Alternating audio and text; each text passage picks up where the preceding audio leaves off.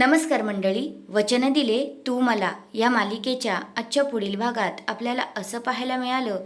आता ऊर्जाची आई आपल्या शौर्याला म्हणते, शौर्य तू मला वचन दे, तू खरंच माझ्या ऊर्जाची साथ निभावशील ना, माझ्या ऊर्जाला सुखी ठेवशील ना. आणि शौर्य खूपच हसत असतो आणि म्हणत असतो, हो काकू, तुम्ही नका काळजी घेऊ, मी तुम्हाला वचन देतो, मी ऊर्जाची साथ कधीच सोडणार नाही. आणि आता इकडे इकडे काकू पण लग्नाला तयार झालेले असतात आणि ऊर्जा ही खूपच रडत असते, तिला आनंदाश्रू आलेले असतात.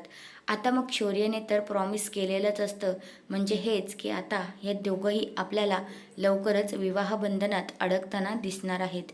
दुसऱ्या बाजूला आता जो हर्षवर्धन आहे तो शौर्यला म्हणतो, शौर्य जर मला कळलं की तू त्या ऊर्जाशी लग्न केलंयस आणि तिला या घरात आणलंयस, त्या दिवशी आपल्या दोघांचा संबंध संपला असं समज. तेव्हा तुझा आणि माझा कायमचा संबंध संपणार. असं आता हर्षवर्धनने शौर्याच्या पुढे अट टाकलेली असते आणि तो तिथनं निघून जातो. तर हा आहे आजचा पुढील भाग. तुम्हाला कसा वाटला ते कमेंट करून नक्कीच सांगा. धन्यवाद.